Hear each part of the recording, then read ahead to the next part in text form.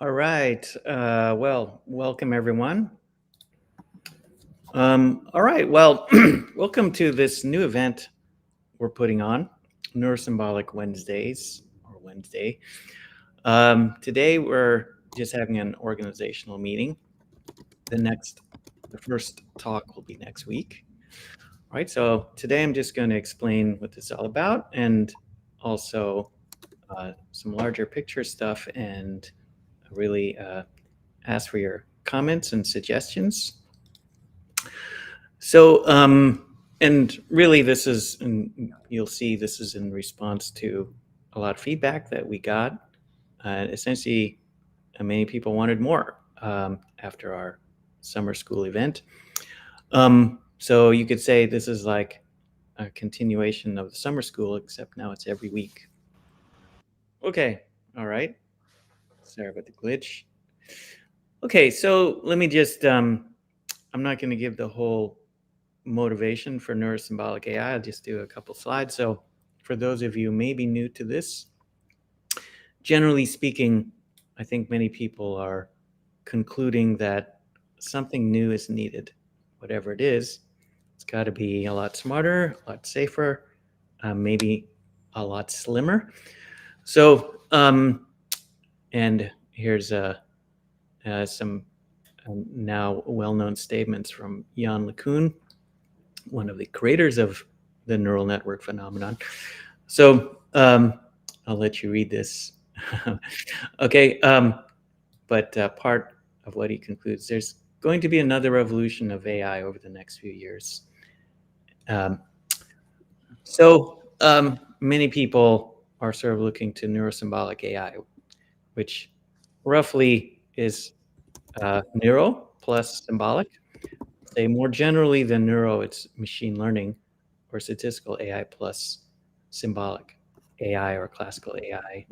Somehow, and there's a cloud of ideas, many takes on how to do this plus. Okay, and it's not clear exactly what it is, but generally there's a recognition that we need some of the best ideas from both going forward. Now, I'll just say a little bit about what this org is behind this. So our mission is to change the field of AI in those directions. And with Neuro-Symbolic AI as the hypothesis for how to do that, the Institute is a nonprofit. It is helped by its for-profit benefit corporation sister org, whose the benefit part is it serves the Institute's mission. If we're going to change the field of AI, it has to be done on two fronts, we feel, scientifically and commercially, to support that. Because a paradigm never doesn't really take until it's having the full impact it can have. All right, so research and education on the left, and commercial development primarily through open source on the right. And today we have folks from the Corp as well as the Institute helping. All right, so what is this all about? Neurosymbolic Wednesdays. It's basically a reading group format. So think of it as informal-ish, like a reading group. So now, being a reading group, we'll announce the next week's paper in advance. Everything's going to happen on the Discord channel. If you're not already on our Discord channel, then we'll show you how to get on it. But that's where we'll announce the paper. During the talk, that's where you can ask questions, is there. And then we'll also, of course, you can propose papers or volunteer to present a paper. So being a reading group, it's often whoever wrote the paper will present the paper, but not necessarily. So there will be classic papers, let's say, or other papers that someone may want to present. Now, if my suggestion, by the way, particularly for people who've already concluded or starting to conclude, as we have, neurosymbolic is the future. If you think it's your future, and whether you're a new PhD student, developer, data scientist, you really want to get into this, there's a lot to it, and there are a lot of different forms of neurosymbolic, but also the concepts within each. You just have to, with each side, there's a lot. So I suggest just absorbing everything you can. We, as with the summer school, we're careful to curate things in such a way that we present a wide swath. And so I recommend absorbing and interacting and sharing also your knowledge with the group every week. This is actually what I did. This is how I learned about research. I just kind of sat in every seminar I could sit in when I was an undergrad, actually.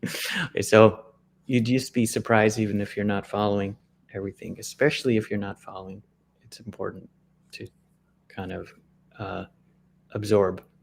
Now, and we will go all the way across the spectrum, neurosymbolic, but also pure neuro and pure symbolic. You have to understand aspects, of course, deeply in both. That's what's hard about neurosymbolic.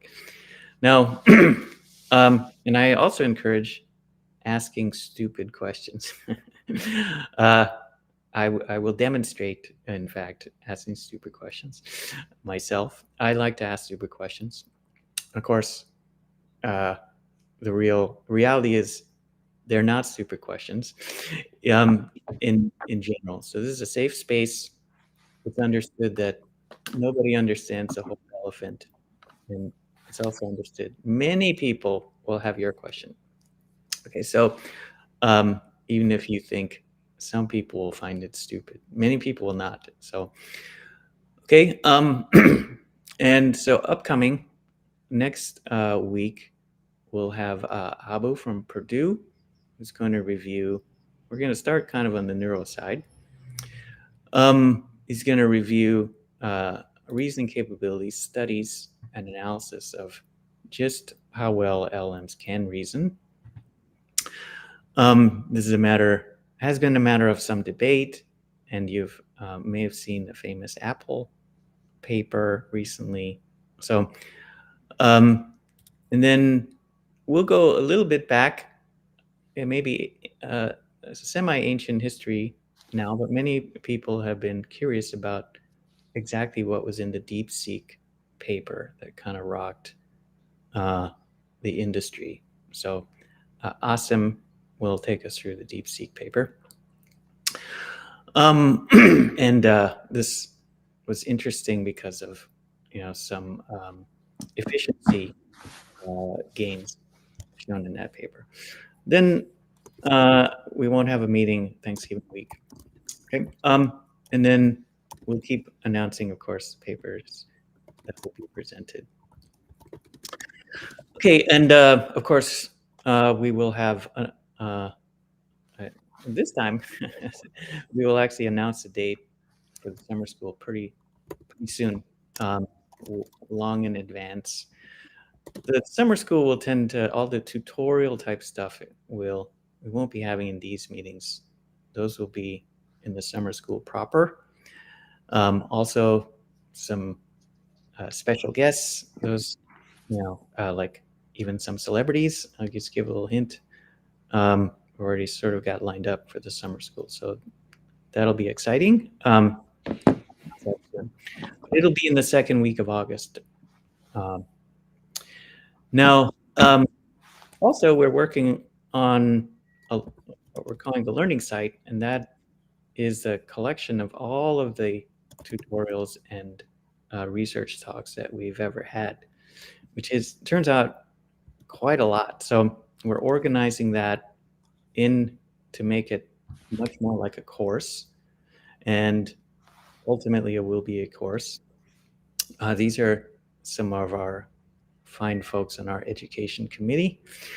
And so if you're interested in that, neurosymbolic education and helping us make it an actual coherent course, then please let us know. Always looking for help there. Also, from time to time, we may hold workshops at conferences. Some of you were at our nuclear workshop at AAAI not long ago. So that's sort of luck of the gods whether any particular workshop proposal gets accepted. So may or may not, have one this year. But in general, some of us are always at different major conferences. So if you see us, say hi. I'll be at NeurIPS in San Diego, also AAAI. We tend to show up at NESI, NEWS, and so on. Okay. Now, exciting part many of you have asked us about. So working with us. Apologies, by the way, we're a little behind on responding to emails, but we will respond. So we are starting to fund academics, students and profs. So how and what topics? Well, the how part is no application. Just dig in, just start working with us on something. And we have 5 or 6 research threads, a total of about 40 people working on different things. We have working meetings, weekly working meetings. We also have a general kind of overall meeting.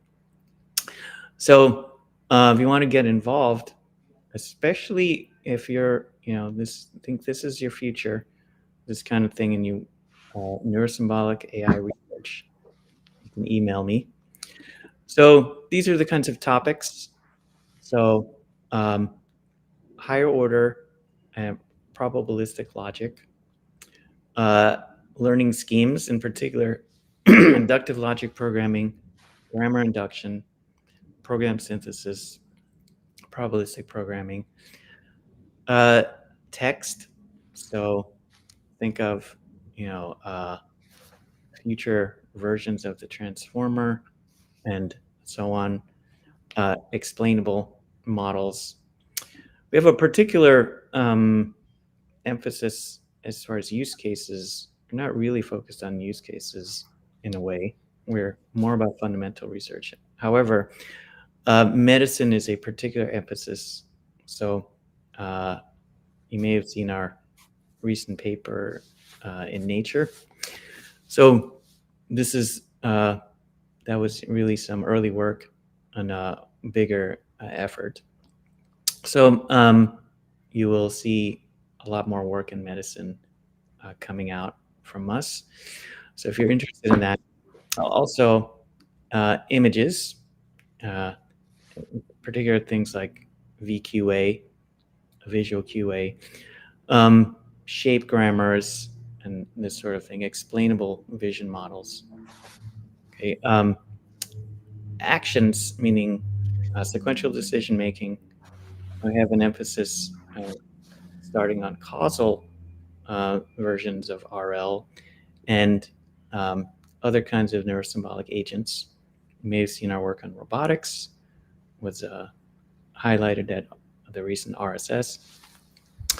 So, and we do a lot more theory maybe than many groups. So in particular, information theory / learning theory, mathematical logic. We're starting to get into category theory, renormalization, physics, and causal. I have a big thread on causal inference. Okay, and we'll mention more of this, but functional programming, compilers, databases, systems in general. Okay, so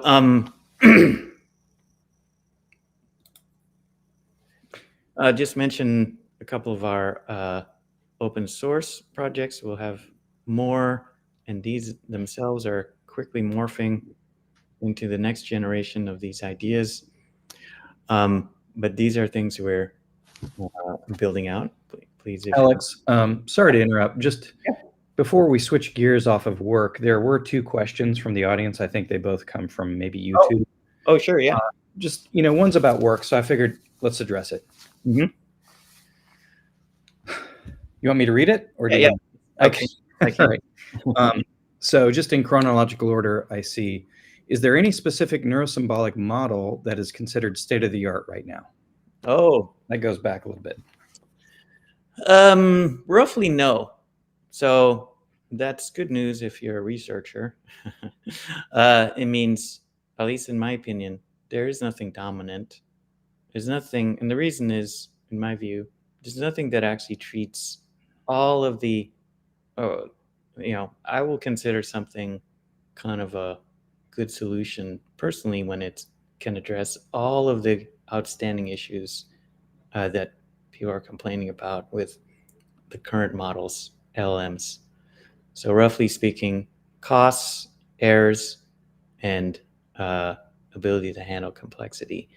So nothing really does all of that kind of well. So yet, in pockets, yes, there are things that Neuro-Symbolic AI frameworks are showing it can do better than LMs. I think that's part of what why there's a lot of excitement about Neuro-Symbolic AI, but not everything. So, so that's my quick answer. But of course, it's an important question. Where is the in more detail, what is missing? What kinds of opportunities are there in terms of weaknesses of the current neurosymbolic frameworks? So that's a fun discussion I always like to have. Okay. Yep. And I'll just say, Ruzika, I hope I'm pronouncing your name correctly. Anybody else, just if there are follow-up questions to that answer, please keep posting them in Discord, LinkedIn, YouTube, and we'll get to them. The next question, Alex, on work is, I'd love to do that work and make it into coherent courses. What's your timeline? Oh, great. Timeline is now. We want to have something like a real course. And we're doing a first pass that should be ready maybe within a month, but something we'll actually teach as a course maybe by the next summer, roughly speaking. Okay. And later in this presentation, just to let everybody know, we will have links. Yes, and you'll see that I will call it at least a sequence on the course sequence kind of thing on our website. Hopefully within weeks or within a month. Okay, so our open source. Sorry, there is one more question up here just recently. I'm a PhD student currently working on Neuro-Symbolic AI on creating interpretable vision models. I was wondering if there are any postdoc opportunities. Yes. So email me. This is one of our things. By XAI, I mean explainable AI or interpretable models. So absolutely. So the degree to which we fund and exactly what we fund, that's a discussion. So just email me about that.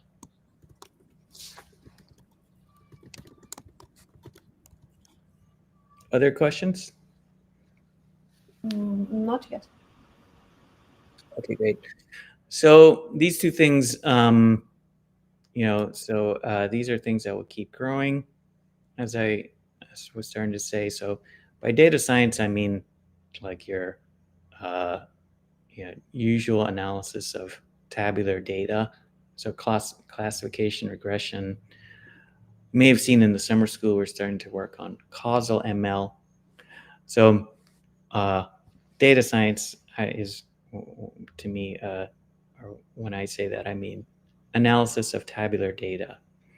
And later, unsupervised learning, we'll have stuff on that. But for now, supervised learning. And robotics, you may have seen our robotics work, but more generally, this is sequential decision making and lies somewhere in the fusion of RL and planning. Okay.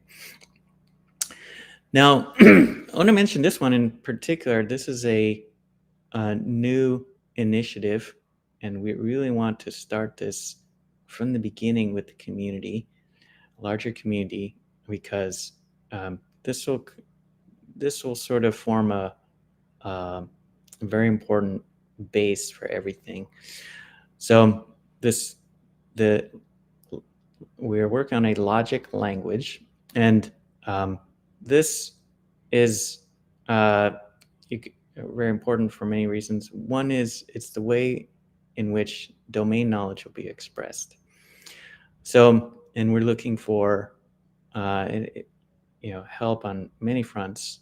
One is the programming languages / compiler front, and one is logic, of course, and also just knowledge representation.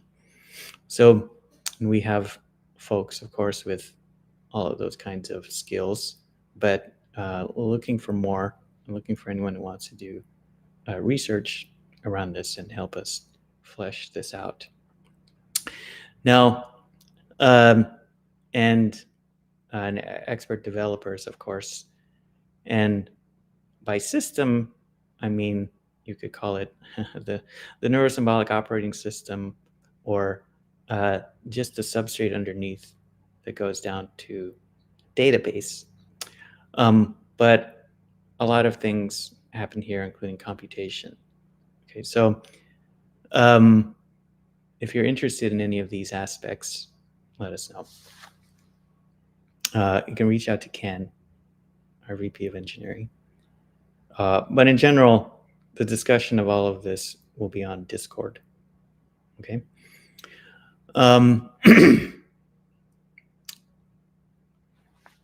Some other ways to get involved. So we are hiring. Email me. We are, if you're a Neuro-Symbolic AI startup, so part of the mission of the Institute is to well, as far as changing the field, it's to help promote commercial success of Neuro-Symbolic AI startups as well. So email here, and what we can help with at a minimum is giving you some airtime in one of our events. You may have seen in the previous summer school, not this last one, but the one before, we had highlighted some startups. So these are generally short talks. So I feel like people are a little bit shy. Startups are shy, either because they're too early, which is understandable, but also maybe by I've gotten feedback, they're intimidated by the high kind of research level of our presentation. So don't worry, if you're a startup, the understanding is a startup talk is about a product. You actually can promote your product, and it doesn't have to be ultra technical, fancy research results. Okay, now we're also ecstatic if you want to donate, including donating your time. So we have a donation button on the website. If you have something large, then email me. Of course, volunteers for our events, helping with our events, is how some of the folks who are with us now full time started. Actually, is they just raise their hand to volunteer, and now we've hired them. Okay, so it all starts with just start doing stuff with us in general. All right, so just so you put some human faces. And Alex, there is a great question. Oh, please, yeah. Olga, do you want to read it? do you want me to? Yeah, sure, I can. Since 2015, only deep neural nets have worked well. CNN, transformers, LLMs. So good model architecture plus lots of training data make a beta lesson work. Is it wishful thinking to constrain symbolicness of deep neural net? Alex, before you answer, I'm sorry about my dog. Before you answer, I'm not sure if the author of the question saw our summer school, but we did have Rich Sutton, the author of the beta lesson, speaking in the summer school. But yeah, sorry, Alex, please, your opinion. Oh, yeah, sorry. This was keying off of the bitter lesson paper. Yes. Or writing. Yeah, sorry, what was the exact question again? Okay, sorry about my comment. Let me read the question again. Since 2015, only deep neural nets have worked well. CNN, transformers, LLMs. So good model architecture plus lots of training data work. Take a beta lesson. Is it wishful thinking to constrain symbolicness of deep neural nets? Oh, well, so so in a way, is symbolicness itself wishful thinking? Is one version of that question. Obviously, we don't think so, but and there are, many emerging results showing neurosymbolic approaches can do better than just pure neural or pure symbolic. So, so no, I think there's evidence. It's not a pipe dream, but the devil's in the details as far as, I think also in that question is a particular kind of way of doing neurosymbolic, constraining deep learning models to be more symbolic. That's just one of many approaches to how this cloud of ideas, neuro and symbolic. So that could be a good solution. We have, a good approach. We have, many researchers pursuing that in the field. So, but is the whole thing, wishful thinking just because the current paradigm has shown a lot of success? No, that if that were true, then we would never have any change in paradigms in the field over decades. Things are always successful until they reach a wall, and then something becomes more successful. So, so yes, there are great successes of the current paradigm, and that's moved everything forward. Now the question is, can we go beyond that? So, but I'm not sure I totally captured, the spirit of the question. So please, later on Discord, if I didn't address it uh, as you were thinking, then let's discuss more. Okay, and Alex, also, how do people sign up if they want to present a paper on one of these Wednesday sessions? Oh, email us. So email at info@centaurinstitute.org. You can also just, in general, if you're not sure who to contact for what, just say something on Discord. We're watching Discord, and we'll tell you who to email. But but yeah, email us basically. And one thing to mention, thanks, Can, for the note. We will share these slides in Discord. Yes. Okay. So yeah, let me just put some faces to some of the folks here. We are actual humans, not AIs. So Centaur AI, as we said, is sort of two orgs, and these events are put on by the Institute, but we also help some folks work on the corp side and help the Institute as part of the Corp's benefit mission. So I lead both orgs. Olga's a member of technical staff in the Corp and director of operations in the Institute. Ken is VP of engineering in the Corp, and Joe, VP of growth and marketing in the Corp. Okay, so say hi to them if you see them around. Yeah, maybe see the funny picture here of Ken. Okay, so now I'm going to turn it over to Joe. So this is just to show you we're listening. So when we ask for survey results, we're actually trying to learn stuff. So so Joe will present what we found as the results from the survey, what you all said. And then after that, we'll just any comments, suggestions, and in general, not just today, but as we go forward with each of our sessions every Wednesday, jump in with any suggestions about anything in general. All right, take it away, Joe. Alex, sorry Yep. to interrupt.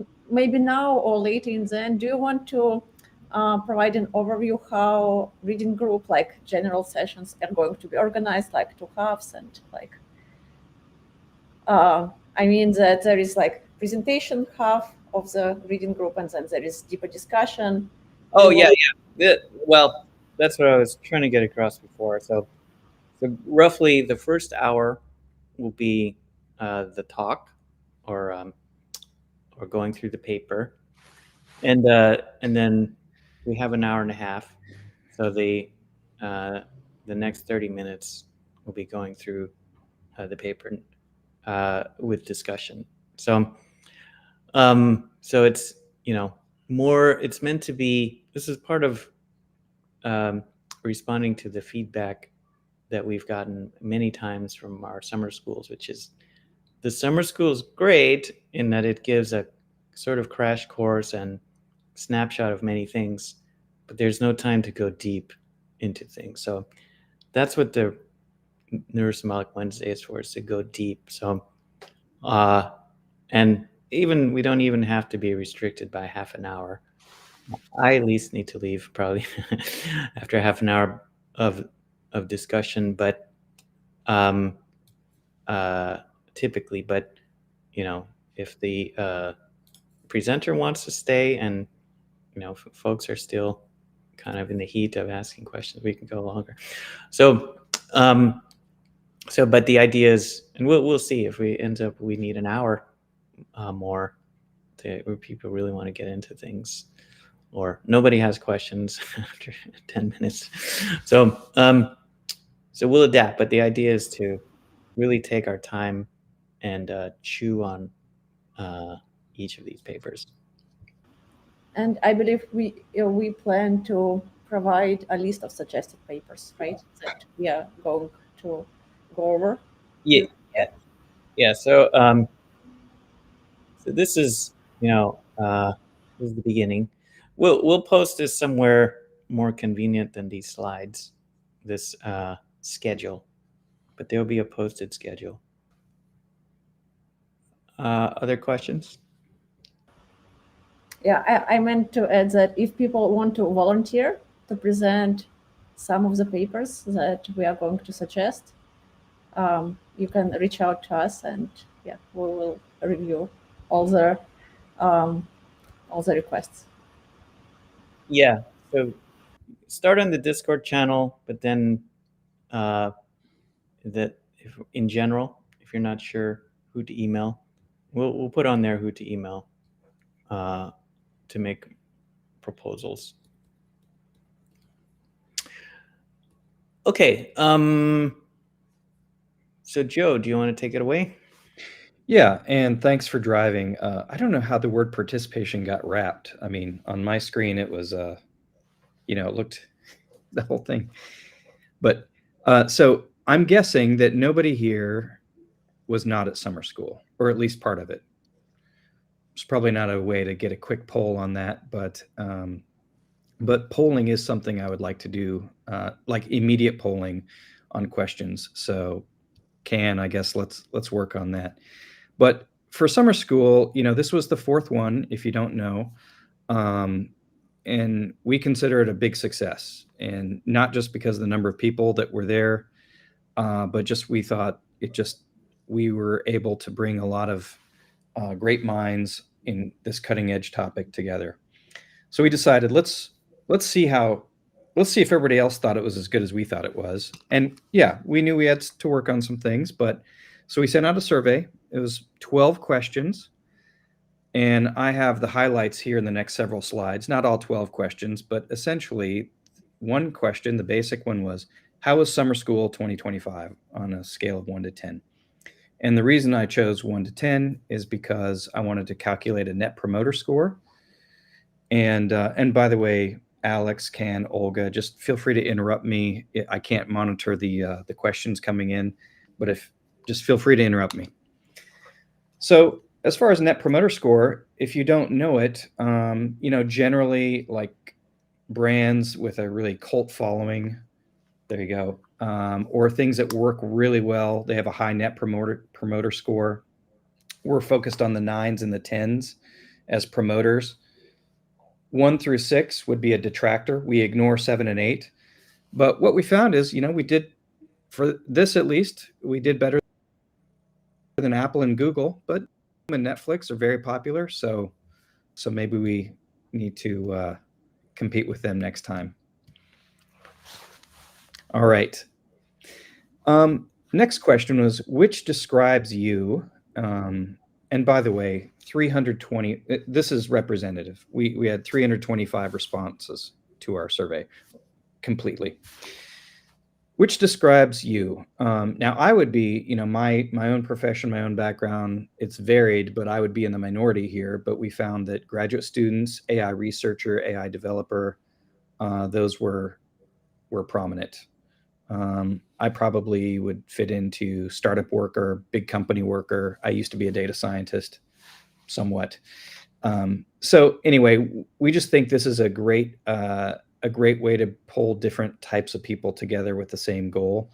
They may work on something differently, but we're glad to see the heavy quant representation here. Okay, next slide, please. We've already mentioned earlier today, Olga and Alex have both said ways we can participate, but the question we had is, what are the most appealing ways to participate? So contributing to open source code, joining a research project, those by far and away were the most popular answers. I will say to the people who want, the 17 people, I hope you're here, the ones who want to donate to the institution, please contact me or Alex or anyone. Let us know. And we do accept donations on centaurinstitute.org, and all that money goes back into research for the community. Next slide. Okay, select the answer that best describes your attendance. Okay, we know that it's a 2-day event. It's packed. There's a lot of fervor, a lot of questions and answers. It's hard to even get a break. And Olga, you may have even fallen asleep during day 2. I can't remember but anyway, we wanted to know like what did this look like so we can do it better next time. And next slide, Alex. So we found out something that's pretty interesting. Most, those who attended both days of the events versus those who attended some, that's a pretty much equal population. But to distinguish, availability is more of a driver of attendance than topics and speakers. So what I read from that is, okay, topics and speakers were interesting. They definitely were cutting edge, and we even had the Turing Award winner as our keynote panelist at the end of day 2. But this was pretty interesting because it is a big sacrifice to give up 2 days of work. Next slide. So if you registered and did not attend, why? And 80% of the people did intend all they did attend all they intended to attend. That's hard to say. But some of them were not able to, and scheduling. Next slide, Alex, please. Scheduling is the unavoidable challenge we have. In short answer form, we understand that a lot of people would prefer a weekend day. So I think that's something we could do for the next summer school or the next bigger event we have. And please do let us know if you have trouble with the live stream. Now we've opened it. We have it on YouTube. We have it on LinkedIn. LinkedIn is probably where I would have attended had I not been part of this organization. But please do let us know if you have any difficulties, because we want to get that 10% down to 0. Okay, next slide, Alex. So how was your Discord experience leading up to and during summer school? And now Discord it's very important to us because we have a very active community there, and we want to keep that community engaged. Some of those people maybe go on to GitHub. Some may just float in and out and they participate in LinkedIn. Anyway, a little bit bigger of a spread here versus question 1, how was summer school overall? But really strong performance. I didn't calculate the net promoter score, but next slide, Alex. And I'm not sure if these are all of the words, but we do want an active, vibrant community. We want it to be inclusive, supportive. We want it to be fun. We want it to be informal. We want great minds in there. But, these are people, we're composed of many, many time zones and countries and cultures, and we just want this to be a great community. For future events, which is most appealing? Okay, the answer is tutorials. I can see that. I was a little surprised that business application was a little lower. Case studies. I think that'll happen over time, and as we grow our LinkedIn audience, I think we'd like to welcome in business cases here, because a lot of people know that 95%, according to MIT, 95% of projects fail, or they have failed. A lot of corporations are abandoning them. We think that Neurosymbolic represents a great way to improve corporate performance using AI for AI projects. So I think over time this will be interesting. Next slide, Alex. Also noted, it's not pictured here, but most people, 89%, plan to rewatch sessions they watched, or maybe they missed them and they'll watch them for the first time. And by the way, if it wasn't said, this event is recorded. I'm not sure if we're going to present the whole thing or post it all on the learning site or on YouTube, but we do want to post at least part of it, maybe segments. So yeah. Next slide. Okay, by the way, that was it for the survey. That's all I have to share. But of the thousands of people who signed up and attended, and some of them couldn't attend the whole thing, but we did have over 300 people earning their Neurosymbolic Summer School 4 certificate. Very happy about that, and we hope it pays off in one way or another. I will say that this certificate was inspired by the community. We sourced it, we crowdsourced it, and because of that, we thought, let's do something fun. Next slide, Alex. And by the way, thanks to all who participated in the. We didn't have one winner because there were aspects we liked. We put it together, but thanks for everybody who participated in the art contest for the certificate. But I pulled this just out of my own personal interest. I don't know if anybody. Well, if you're alive in the 70s or 80s or 90s or the 2000s, which is probably most of us, all of us, you no doubt know the artwork of Drew Struzan. He did all the Star Wars. He did Raiders of Lost Ark. He did a lot of posters, and he really, George Lucas is here talking to him. He passed away a couple weeks ago. So in honor of him, I'm saying we are doing a poster contest for the next summer school. Next slide, Alex. I'm not sure what our rules are, but I don't think we want AI art, do we? I think we want human art. But get started now because we're anticipating fierce competition. And really, that's all I have. This is from Delusional Artists, by the way. If anybody follows them on Reddit, I don't mean to be mean, but okay. $400 is a bit much for that. QR code for those who are, sitting with multiple devices here. That brings us to our website where we have the participation places for us. But, Discord, we want people to be really engaged there. GitHub, that's really pretty hardcore for people participating in code. YouTube channel, we'll be posting more and more. I forgot to put up here the learning site, but we're developing that as a deeper engagement video location for learning and study guides. And lastly, LinkedIn, for those joining here on LinkedIn with me, please do participate. So that is all I have, Alex. Okay, great. Well, thank you, Joe. And I'll just leave this up. This is our last slide. And that's it. So any questions, suggestions? What should we do more of, less of? How the reading group will work? Anything at all? Any questions? Alex, before everyone is thinking about questions, I would like to sum it up quickly. Yeah, What to prepare for the next reading group.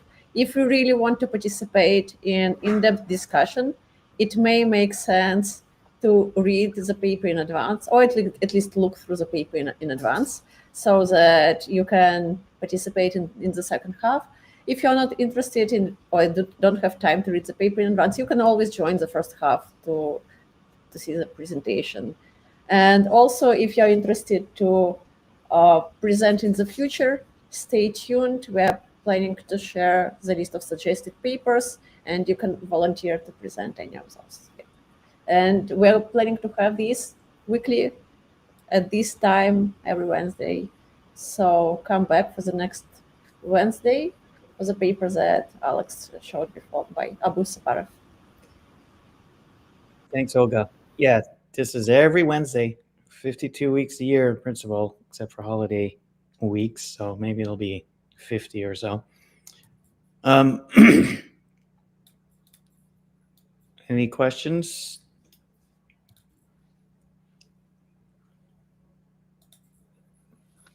Anything on Discord?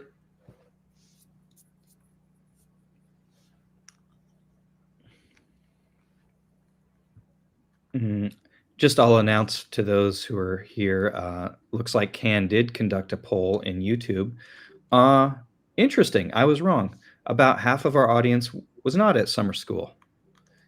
So that's great. We're getting new audience, new participants, and I'd love to see that over time grow to, even bigger. Fantastic. We also toyed, by the way, with the idea of a winter school, but we thought this is actually more, you could also do it in addition to this, but I thought we'd start this first.